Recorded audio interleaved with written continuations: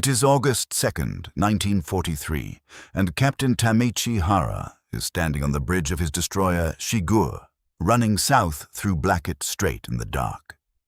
Somewhere ahead of him, something is burning on the water. The glow belongs to an American torpedo boat, PT-109, split in half by the bow of the destroyer Amagiri, which brushed it aside without slowing down. The commander of that boat, a 26-year-old lieutenant named John F. Kennedy, is somewhere in the Blackwater. He will spend the next 6 days swimming toward survival and, eventually, the presidency. This is not his story. This story begins with what that burning wreck means. 4 Japanese destroyers just destroyed a squadron of 15 American PT boats, 26 torpedoes fired at them.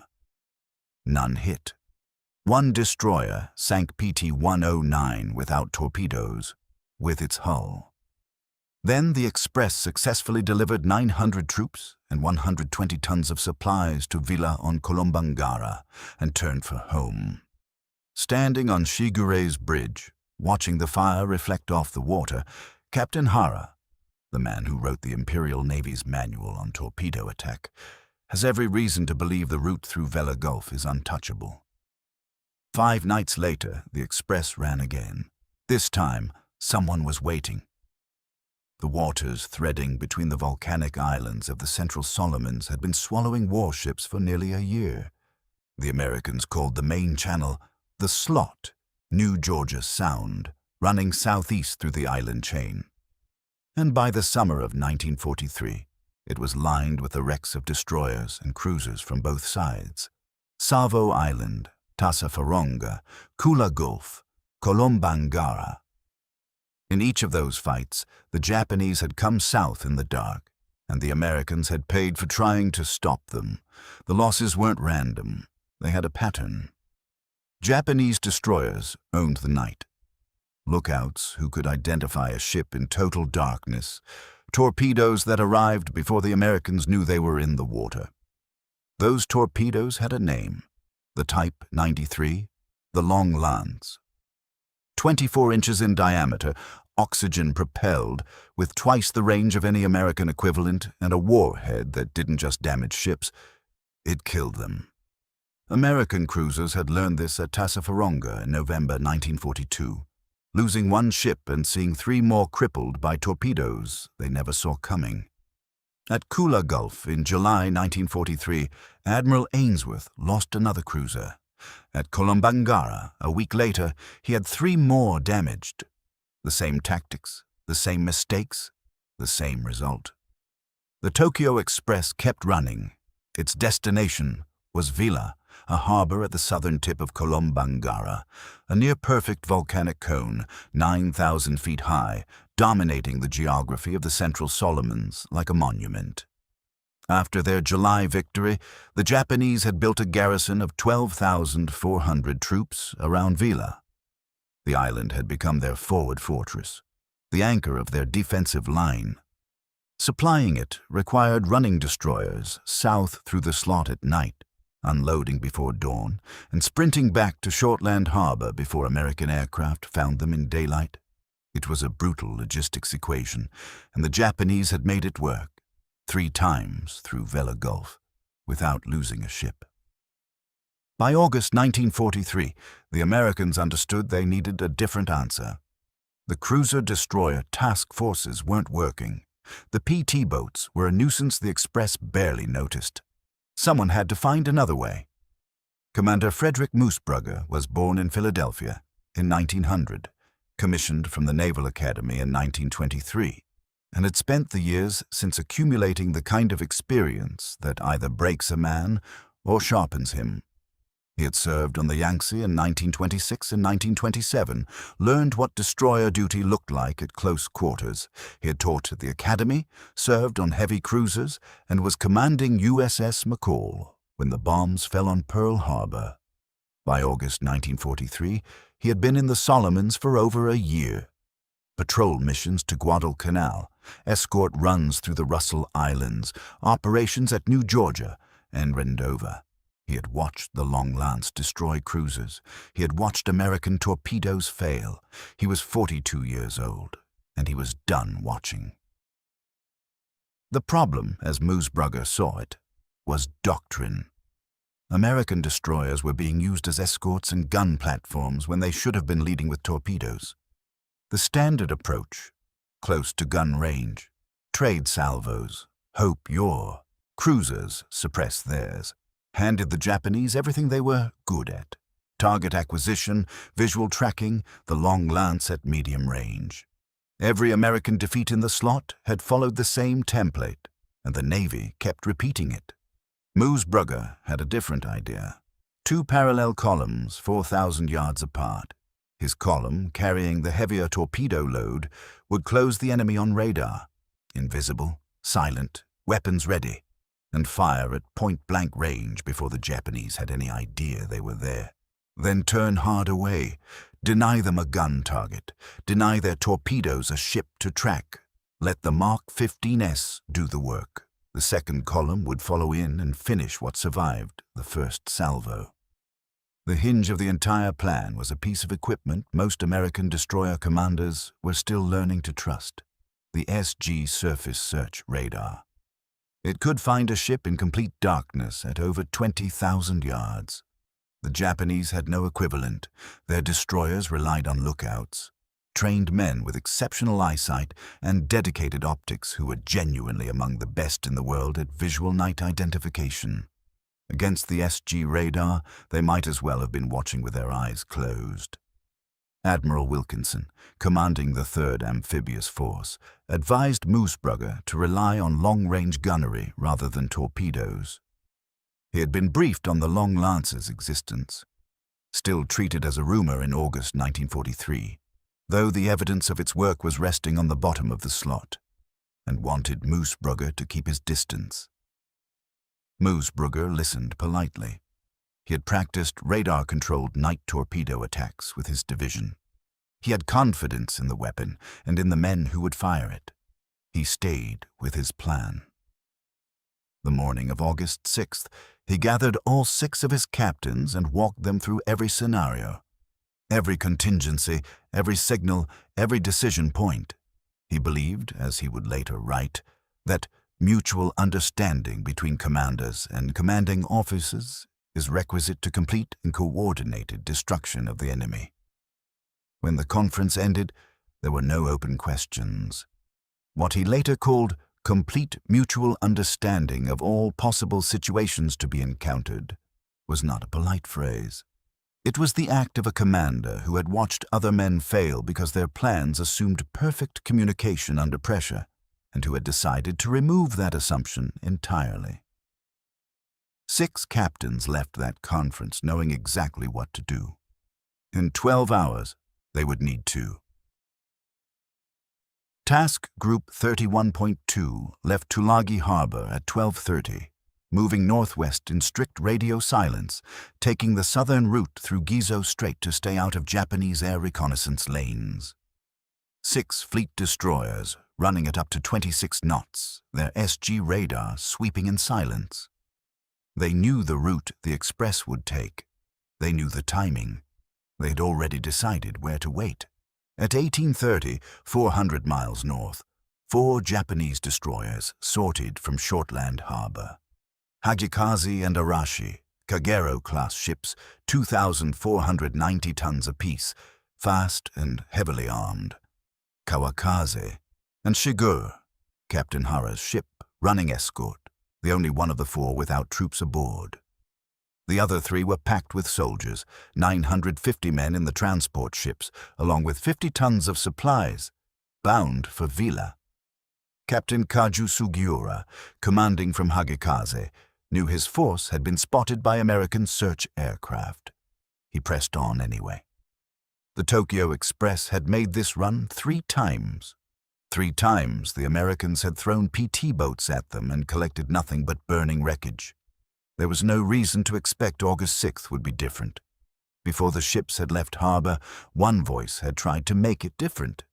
Tamechi Hara had argued against the plan, not timidly, strenuously. He said that using the same approach route through Vela Gulf for the fourth time was courting disaster. Repeating prior operations on the same corridor against an enemy who was watching and learning was, in his assessment, an act of institutional blindness. He said this clearly, with the authority of a man who had written the Imperial Navy's manual on torpedo warfare. He was overruled. He walked back to Shigur and took his ship to sea. There was one more thing nobody aboard any of those 4 destroyers knew as they sortied from Shortland Harbor into the gathering dark. The airfield at Munda, on the southwestern tip of New Georgia, the objective, the garrison at Vila, had been built to defend the strategic linchpin of the entire Japanese position in the Central Solomons, had fallen to American forces on August 5th, the day before the battle.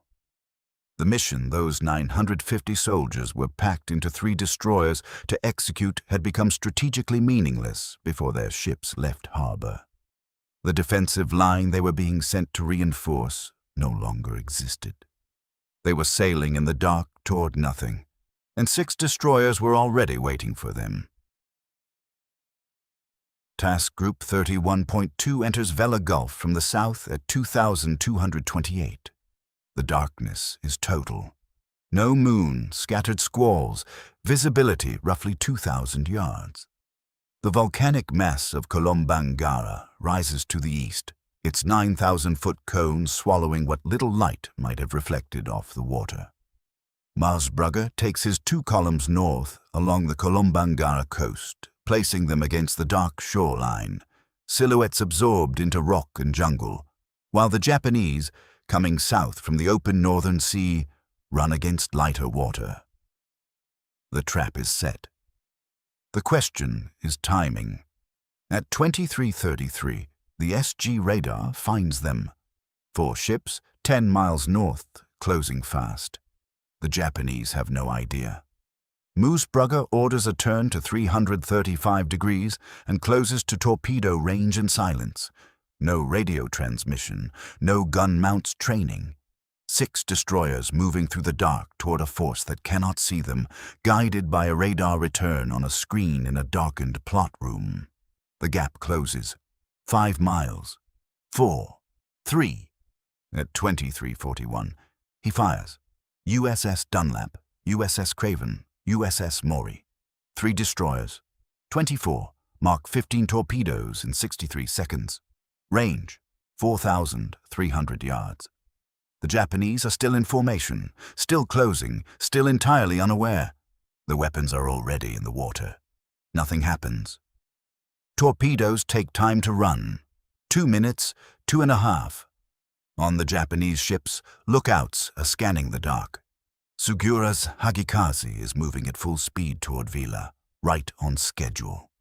The night is quiet. Then Kawakaze's forward magazine detonates. The explosion is not a flash. It is a sudden, enormous light in the middle of the dark gulf. And then there is no Kawakaze. She rolls over and goes down. Hagikaze takes torpedoes in her engine room and stops. Arashi's fire rooms are flooded and she slows to a crawl. In 3 minutes, 3 of 4 Japanese destroyers have been reduced to burning or sinking hulls. Moosbrugger's column has already turned hard away. Exactly as planned, vanishing before the Japanese lookouts can fix a bearing, denying their torpedoes anything to aim at. Hara's Shigur, running at the rear of the column, reacts faster than any other ship on the Japanese side. He fires 8 torpedoes at 2,345. All 8 miss. Then one American torpedo finds Shigur's stern. It punches through her rudder. It does not explode. One defective warhead. The unsinkable captain survives on the probability of a single mechanical failure, and the battle moves on without him. Commander Roger Simpson's division, Lang, Starrett, and Stack, crosses ahead of the stricken Japanese formation, pounding Hagikaze and Arashi with guns and their own torpedoes. Simpson had turned hard to port earlier, an impatient move not in Moosbrugger's plan, an attempt to cut across the Japanese formation. It took him out of the path of Shigur's 8 torpedoes, The tactical freelancing that could have broken the plan instead saved 3 ships by accident. By midnight, Hagekaze and Arashi have stopped firing. Shigur has reloaded her torpedo tubes in 23 minutes. Hara is turning back toward the sound of the guns, driving back into the fight, when at 0010, Arashi's magazines explode. The blast lights up the Gulf. Hara, charging in, sees the explosion and hears aircraft engines overhead. He makes a decision. The Americans are bombing his ships with Catalinas. There is nothing left for him to fight. He turns northwest and increases speed. There are no aircraft. There never were. A reconnaissance plane was in the area, but it played no role in the destruction of 3 Japanese destroyers. Hara retreats from a battle already decided, driven off not by any weapon, but by his own misinterpretation of an explosion he was powerless to prevent. The last Japanese warship at Vela Gulf is chased from the scene by a ghost. 8 minutes after Arashi's magazines go up, at 0017, Hagekaze explodes. The battle is over. 20 minutes from first detonation to the last Japanese. Resistance. 3 destroyers erased. No American ships hit. The total American casualty list: 1 man with a crushed hand, injured while loading a gun. 1 hand. USS Lang sails into silence. The Gulf is wreckage and oil and darkness, and through it, faintly at first, then unmistakably, a sound. Men in the water, chanting in unison. Japanese soldiers and sailors, treading water in the dark, calling out together for ships that will never come. Moosbrugger orders Lang's captain to attempt a rescue. When the survivors hear English spoken, they go silent. They swim away. Some of them swim away into the dark until they can swim no longer. They do not cry out. They do not accept the line thrown from the American deck. They chant for their own ships, and when the wrong ships answer, they choose the water. At 0200, Lang gives up. Over 1,200 Japanese are dead. A small group of roughly 300 survivors will eventually reach the shore of Vela La Vela. They will be transferred later to Kolombangara, the fortress island the Tokyo Express had spent months supplying, the 12,400-man garrison, the pivot of the entire Japanese defensive position in the Central Solomons. Japan abandoned Kolombangara 2 months after the battle. The men who survived the dark water of Vela Gulf were evacuated from an island that had already become irrelevant before they arrived on it. Within a week of the battle, the Imperial Japanese Navy had reached a conclusion that 20 months of Pacific War had not forced from them. They could no longer supply Kolombangara. The Allies bypassed it entirely, landing at Vela La Vela on August 15th. Japan withdrew by early October. One night in Vela Gulf had not just destroyed 3 destroyers, it had made an entire island cease to matter. The tactical consequences ran deeper still. Before Vela Gulf, American forces had won almost no night surface actions against the Japanese. The Long Lance had made night combat a killing ground for American cruisers, and the doctrine that kept sending those cruisers against Japanese destroyer forces had produced loss after costly loss. After Vela Gulf, whenever American destroyers applied Moosbrugger's approach, radar-guided torpedo attack at close range, fire and evade, deny the enemy the conditions they needed to fight. They won. The losses stopped. Arleigh Burke, Moosbrugger's Naval Academy classmate and his predecessor in command of Task Group 31.2, took the same doctrine to Cape St. George 3 months later and produced the same result. The template was set.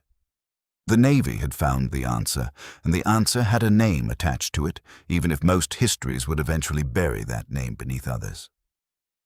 Burke wrote to Moosbrugger shortly after the battle. "Dear Moose," he began. They had been classmates at Annapolis, and Burke had commanded the same task group before Moosbrugger relieved him. "Your battle the other night will go down in history as one of the most successful actions ever fought." He added, "It was splendidly conceived and marvelously executed." Admiral Chester Nimitz, Commander-in-Chief of the Pacific Fleet, offered a shorter verdict. He called it a little classic of naval warfare. On September 10, 1943, Admiral Halsey pinned the Navy Cross on Moosbrugger's chest at South Pacific Headquarters. Moosbrugger was promoted, assigned to new commands, eventually made Vice Admiral.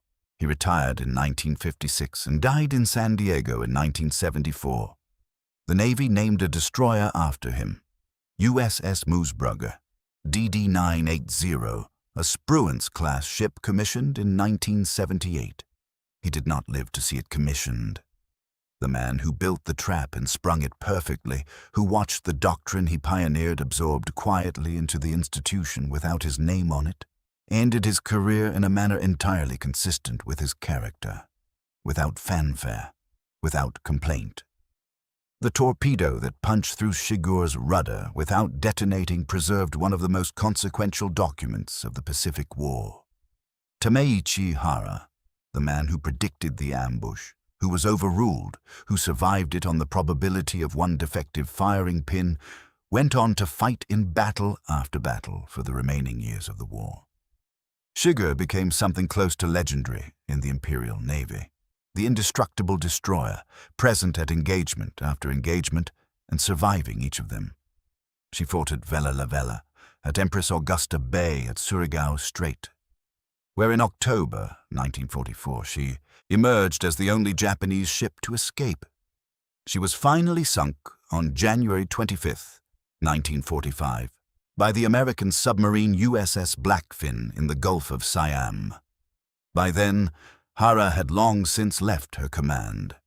He was not aboard when she finally went down. Hara survived the entire war, the only Imperial Navy destroyer captain to do so.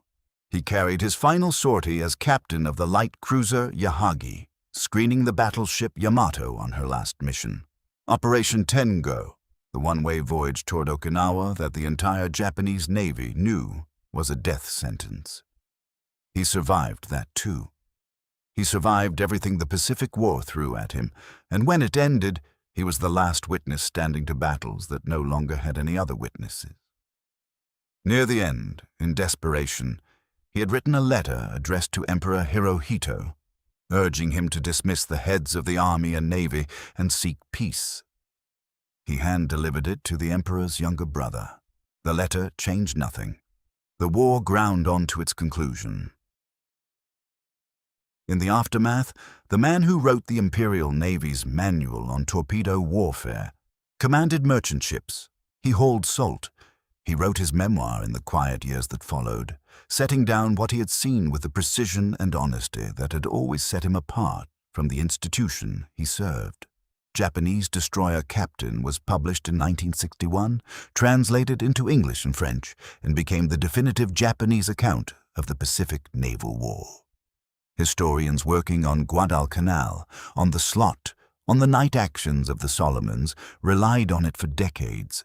It remains the most important first-hand account of the Imperial Navy's war from the inside. One American torpedo that failed to explode, one defective warhead on a cold August night in 1943, preserved every word of it, every battle Hara witnessed, every conference where decisions were made that he watched come apart, every tactical mistake he understood in real time and could not correct.